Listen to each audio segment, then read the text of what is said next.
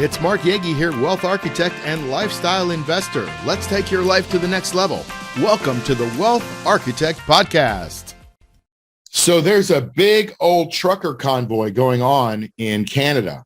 So I don't know if you know, but a couple of weeks ago, Canada put out an edict that says, hey, if you're coming to Canada and you're a trucker, you need to be vaccinated. Well, about half the truckers are vaccinated, about half of them aren't, but truckers are like really in demand right now.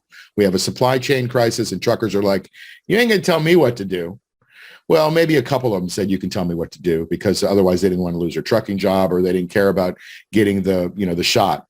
But now what's happening is they started to talk on their little radios and all of a sudden it became a huge movement to say, hey, look, government's not going to tell us what to do.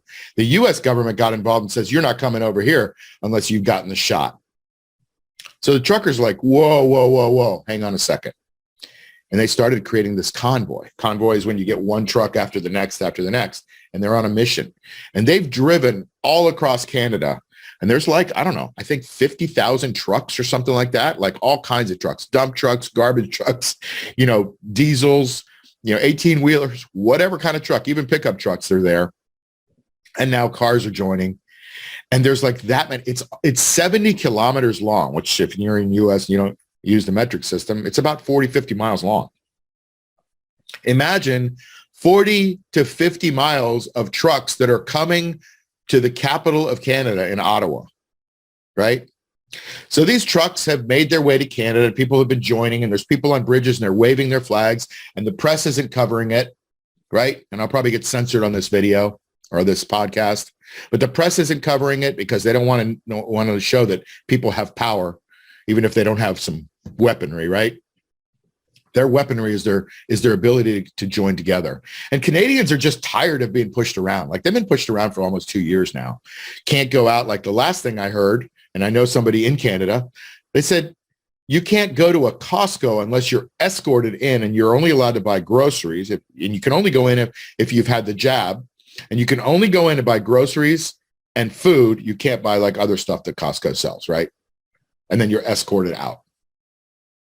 Otherwise, you're locked down in your home. Here we are 2 years later. Everybody's been the good little person in Canada because that's what Canadians do. They comply with stuff. They're really nice people.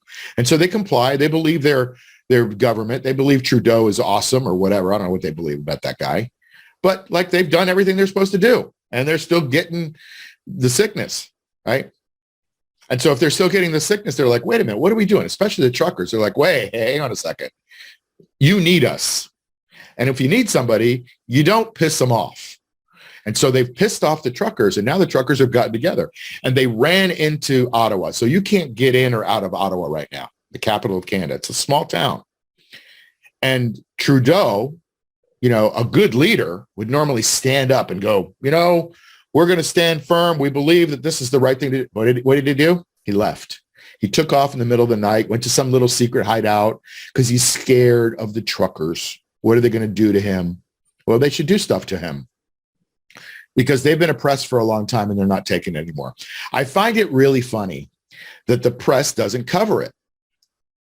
They're more worried about Neil Young, this 107-year-old rock and roll guy that has been pulling his music off of Spotify, which is not even really a story.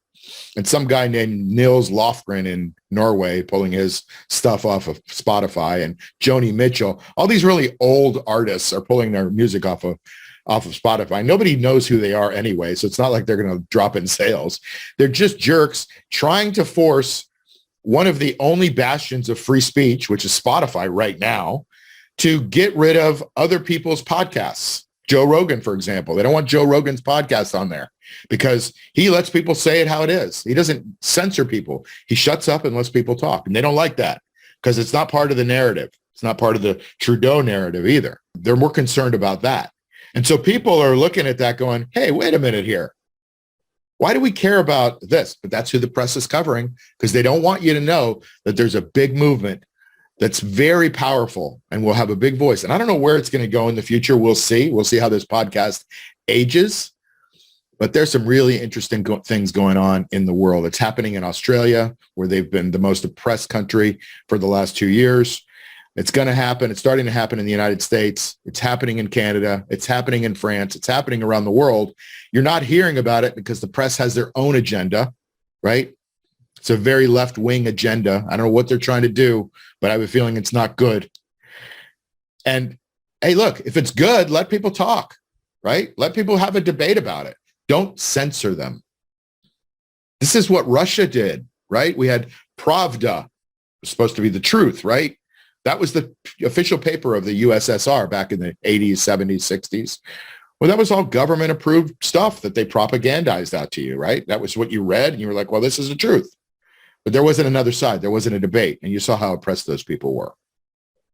And we're going that same direction because we're systemically trying to get rid of our institutions and trying to create censorship so that people can't talk. It's a real shame. But these truckers in Canada, hats off to them. And I give them a lot of credit for doing what they're doing because they may make some change in the world. We'll see. See you on the next episode. You've been listening to the Wealth Architect Podcast with Mark Yegge. Follow us on iTunes, Spotify, or wherever you get your podcasts. Like and subscribe on YouTube. Share and tell your friends. See you soon.